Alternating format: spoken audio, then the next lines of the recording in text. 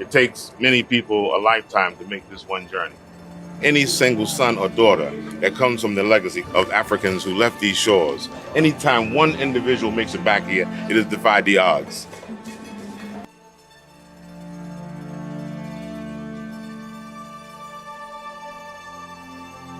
Most often we see African history starting with the slave trade or colonialism. And that is not fair to the history of African people, because that was the interruption of African history, not the beginning of African history. This dungeon, it descends. It descends into darkness. And that descent into darkness is more than just physical, because it's here that was the beginning of the manufacturing of the Negro. Africans were captured here in their original identity, in their original state, and it was here they were brought down into darkness and were stripped naked. They were never allowed again to be known in their Ashanti identity, in their Akan identity, in their Ga identity. So they erased all of that and simply said, they're black people, Negro. Millions of Africans passed through these doors, but they walked through these doors, many of them still believing in Mother Africa, believing in their village, believing that someone would come looking for them. Some of them just wanted to take some soil in their hand. Some of them believed if they just spoke in the ethers, that one day they would return. And we like to think that they were not failed, that our return, many of us who come from that ancestry, our return represents that faith, that hope, and that reality, that was not in vain. Greetings, Rabbi KOHAIN. Thank you so much for joining me for this interview. So what we're doing here is I'm going to be asking you some questions on eldership and rites of passage. So I've been doing these interviews for the last couple of months, and from my perspective, it's very, very, very important to stay connected to the voice of our elders, because being from the West, you know, like US, Canada, UK, being from the West, eldership is missing. And I think it's just because the system has taken over all kind of authority, but eldership is missing, and I can see how it is just diminishing the process that our youth is going through. So again, we'll talk about rites of passage. And then just to keep the link strong, like it's great to hear what elders feel or how they go about moving through the system and how they help and how they would like to also be honored as well. So with that said, please introduce yourself and just tell us a little bit about what you do. Thank you very much. First of all, for choosing this topic. I think it's an excellent topic. We need more discussion and documentation of that discussion to be shared with the general public, so I commend you on that. I'm Rabbi KOHAIN, Nathanyah Halevi. Originally, I am from Mount Vernon, New York. I've been living here in Ghana for the past 29 years. Wow. Traveling to Ghana and throughout Africa for the past 36 years. Wow. I am the executive director of the PANAFEST Foundation. PANAFEST is originally started as the Pan-African Historical Theater Festival, which was a festival that was started in 1992 by Dr. F. Sutherland. Wow. And its purpose was to lift up the arts via theater to tell the true history of Africa and its people, and to bring together the African family from the diaspora and the continent through the vehicle of arts and culture. So I've been the executive director for the past 21 years, and we've had 15 editions, and on the cusp of our 16th edition this year, 2023.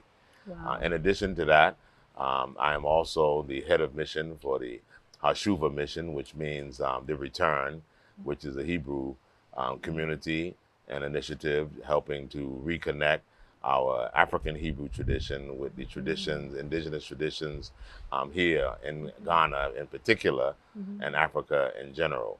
And I also am one of the founders and the past convener of the Central Region African Ascendants Association of Ghana.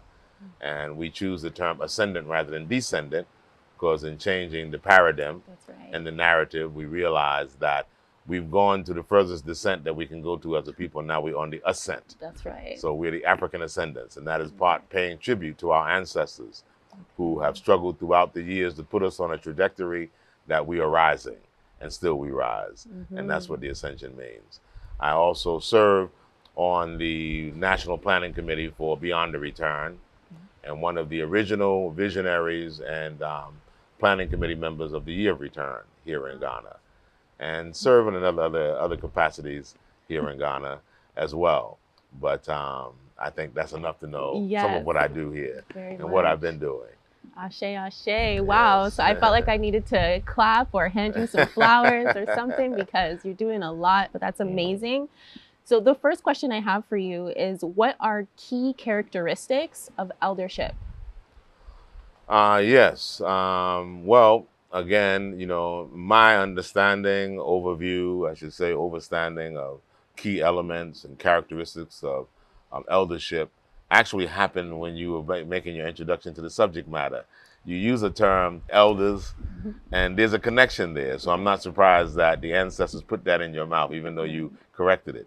Because I look at it like elders are like a bridge between the ancestors and the active youthful generation, because eldership is like almost on your way to ancestorship. That's right. Ancestors are not automatic because you make a transition from the physical body to the spirit realm. Ancestors have a quality and a qualification. To be called an ancestor, to be revered as an ancestor, it means you will have had to serve an honorable life to your community, to your family, to your village. You've had to make a meaningful contribution to your people, advancing your people, a person of moral standards, a person of quality, values, and that when the community has seen that you have served them well, then they consider you worthy of being an ancestor, someone they can still look to and call upon, even in the ancestral realm.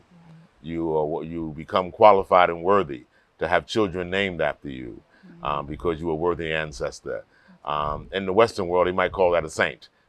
So in our own tradition, which preceded the Western world, we had our own way of venerating those who lived honorable lives and those who were worthy to be emulated. And so the step before that, of course, is eldership. It's not every person that has a hoary head or a gray beard or have numbers on their years in life that they spend here on earth that's worthy to be called an elder. Although our tradition usually says that you honor the person with the hoary head or the gray hair. You show them honor because they have been around in life. No matter what their standards are, there's something you can learn from them. But we also have standards with that in terms of who is considered an elder of honor, who is considered one worthy to seek counsel for, from, and your path in life. It is a bridge of the continuity of preserving our culture and who it is that we are as a people, because the people are known by their culture. Our culture is our signature as a people. Today, using the English language in particular, people, they are leery of a word called cult. But cult is the foundation of culture, because every cult has its own rituals that maintains the fraternity or sorority of who that particular people are. And so it's your culture that defines you. Without a culture, you have no definition. And so it is the elders who are the custodians of your culture. It's the elders who remind you what is proper by our norms, by our standards, by our values, because life is defined in various terminologies by different peoples around the world. What may seem strange to one people is totally acceptable to another people. What is acceptable to another people might be criminal to somebody else.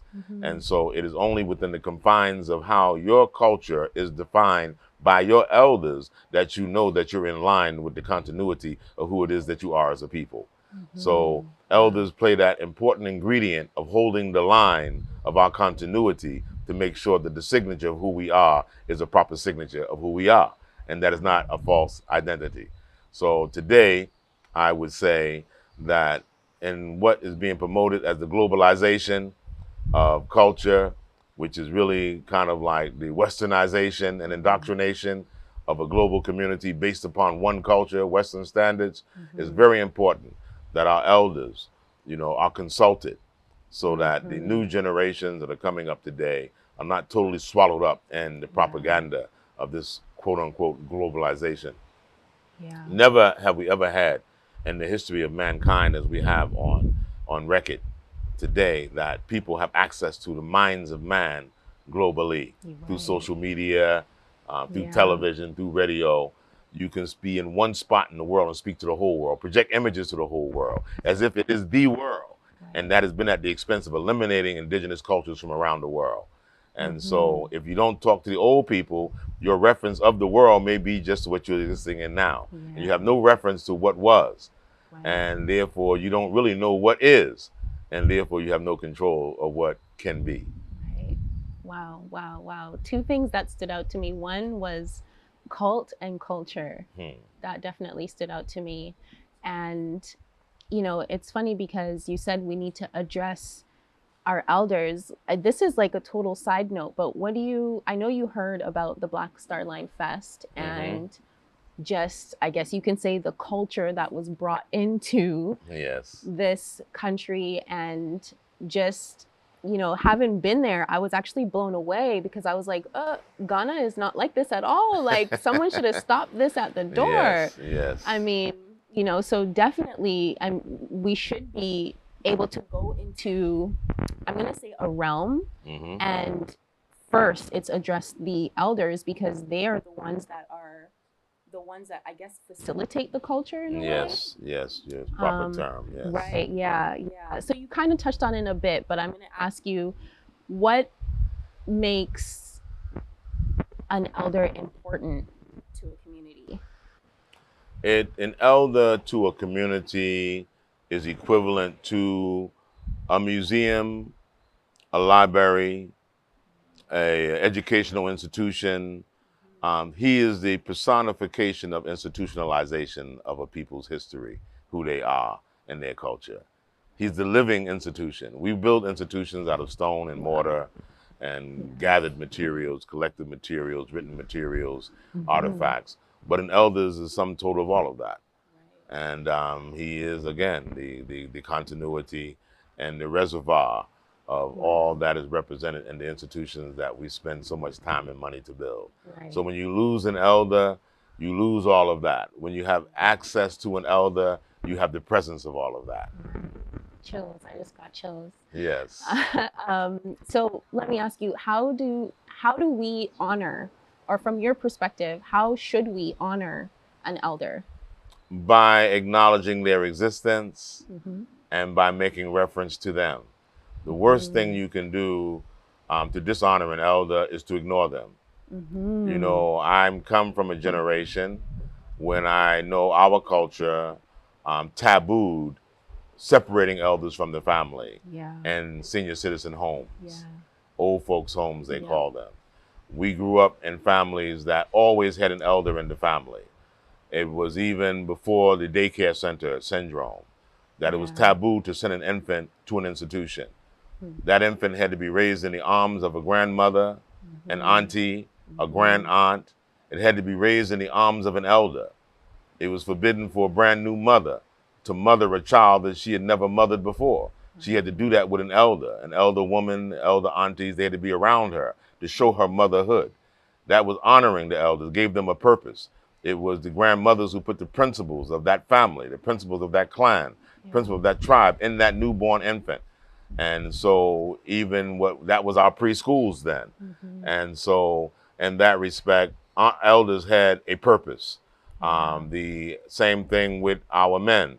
The young men could not, become men, could not come into manhood without being guided into manhood. We didn't have Hollywood heroes as our heroes. We didn't have, Hollywood icons. Your icons were your uncles, your father, the men in the neighborhood, men in the community. That's who you wanted to be like. You didn't want to be like superheroes that were manufactured out of somebody's imagination. You had real references to people you knew in your family, in your community. They were your superheroes. They were your models. They were who you wanted to be like. So these were living, live references that you had access to. They were the ones that put their hands on your head. They were the ones that said, sit down and let me tell you something. They were the ones that said, come over here.